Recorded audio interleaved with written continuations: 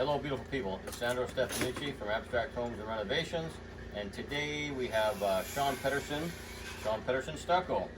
Shawn's been doing this for 30 years, and we just wanted to go a little bit over. This is like part 8 of the chimney takedown that we did before, so this is just another video just to further along the stucco part that we're doing. And this is the final part, more or less. There's two parts to the stucco, 3 parts to the stucco. But I'm just going to get Shawn just to talk a little bit about, you know, we have a transition here. We got stucco was put on in 1930, and now we took the chimney down, and then we have the transition in here. And this is, we used rain screen. We didn't have to. We just needed to build it out to get it, because it was so thick that we needed to build it out because it was going to end up being too thick. So this is how we decided to do it. When we framed it, before we put the tie-back on, we actually caulked all the joints along here. So we try to make it as waterproof as possible, because this will crack. I'm assuming sooner or later this joint's going to crack. Correct? It's going to crack within a month. Okay, so what are we going to do to kind of prevent that or minimize it?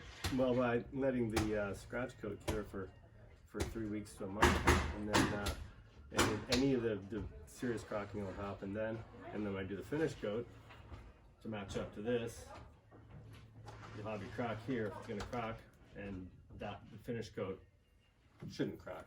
Okay, so again, the scratch coat goes on first, which you'll do today at some point, and it's going to sit here for 3 to 4 weeks, so it can sit and, you know, it can do what it needs to do. If it cracks, which is what we want it to do. It'll dry, get hard, and cure.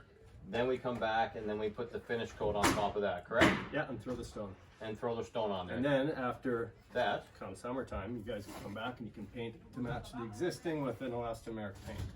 Elastomeric paint. Elastomeric, so that it stretches. So it stretches out. So if there's any cracking, they put it on 2 coats, super thick. Right. And then it'll bridge any cracks. Right. Really small cracks, and they can move with the hot and cold, and the paint, the elastomeric stretches. Right. So it's good to let that sit, again, the gray coat sit for at least 3 to 4 weeks, and then after that, I mean, we've done it in the past where we've actually let it sit for almost a season, going through a whole season for it to sit. Temperature, and we know temperature affects stucco, concrete, anything like that. So right now we're about the freezing mark here, maybe just a little bit above right now. So what do you think about temperature? That definitely, what's the best temperature to put stucco on? I think 5 degrees. Between 5 and 10 degrees Celsius is awesome. You get the hardest, slow cured stucco. You can feel like a scratch coat down in the winter time.